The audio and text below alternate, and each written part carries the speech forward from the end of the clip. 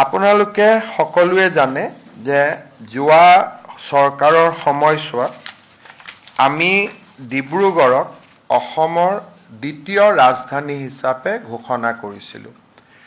আজি আমাৰ কেবিনেটে ডিব্ৰুগড়ৰ ৰাজধানী পৰিসৰ কিমান হ'ব তাক নিৰ্ধাৰণ কৰে আৰু ডিব্ৰুগড়ৰ second state capital region development authority নামেৰে এটা নতুন অথৰিটিৰ নিৰ্মাণ কৰিবলৈ সিদ্ধান্ত গ্ৰহণ কৰে।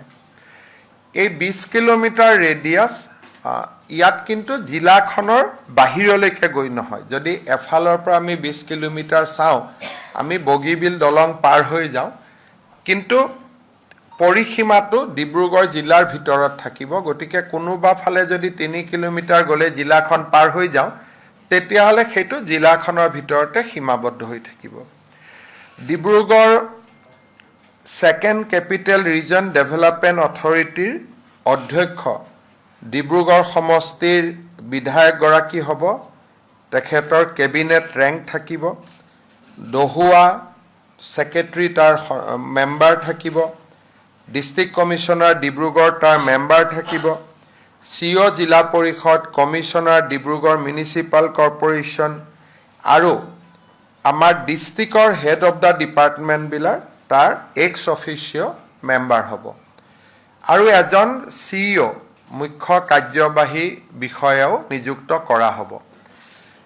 এই ডিব্ৰুগড়ৰ ছেকেণ্ড ষ্টেট কেপিটেল নিৰ্মাণৰ বাবে ৰাজ্য চৰকাৰে 500 কোটি টকা ব্যয় কৰিব over A period of 5 years। বাকী নৰ্মেল যি তাত স্কিম হৈ থাকে, ৰাস্তা ঘাট, স্কুল, কলেজ, মেডিকেল কলেজ, এইবিলাকৰ উপৰিও অকল ষ্টেট কেপিটেলৰ দৃষ্টিভংগীৰে, অভাৰ এণ্ড এবভ ষ্টেট কেপিটেলৰ দৃষ্টিভংগীৰে 500 কোটি টকাৰ budget over A period of 5 years আবণ্টন কৰিব।